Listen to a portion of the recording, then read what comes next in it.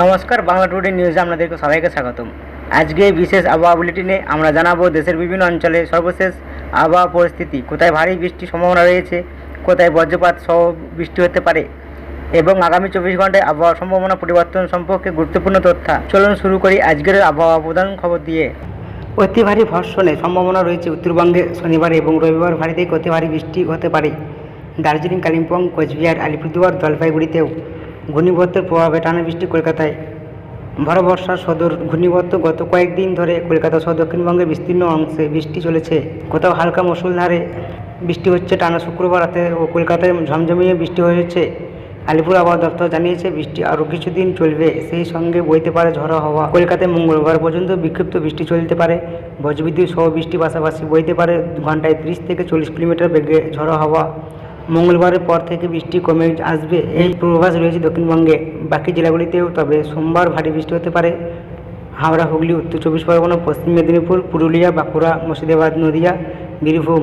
দুই বর্ধমানেও মঙ্গলবার পর্যন্ত ভারী বৃষ্টির সম্ভাবনা রয়েছে। বৃষ্টি হতে পারে প্রায় 7 থেকে 11 সেন্টিমিটার। অতি ভারী বর্ষণের সম্ভাবনা রয়েছে উত্তরবঙ্গে শনিবার এবং রবিবার ভারী থেকে অতি ভারী বৃষ্টি হতে পারে দার্জিলিং, কালিম্পং, কোচবিহার, আলিপুরদুয়ার এবং জলপাইগুড়িতেও।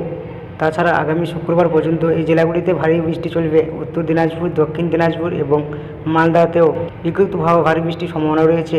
হাওয়া অফিস জানিয়েছে বর্ষাকালীন অক্ষরেখা হরিয়ানা, মধ্যপ্রদেশ হয়ে মিজোরাম পর্যন্ত বিস্তীর্ণ। এছাড়া গাঙ্গীয় পশ্চিমবঙ্গ এবং সংলগ্ন বাংলাদেশের উপরে একটি ঘূর্ণিবর্ত রয়েছে। এর প্রভাবে বঙ্গোপসাগর থেকে প্রচুর পরিমাণে জলীয় বাষ্প স্থলভাগ প্রবেশ করেছে। তাতে উত্তর এবং দক্ষিণবঙ্গের বিস্তীর্ণ এলাকায় ভারী বৃষ্টির সম্ভাবনা তৈরি হয়েছে। পশ্চিম এবং উত্তর উড়িষ্যার উপকূলের সংলগ্ন সমুদ্রের উপর ঘন্টায় 45 থেকে 55 কিলোমিটার বেগে ঝড় হাওয়া বইতে পারে। এর ফলে এই অংশে সমুদ্র উত্তাল।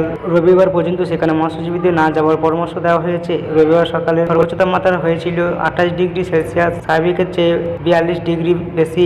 এই ছিল আজকের বিস্তারিত আবহাওয়া সংবাদ।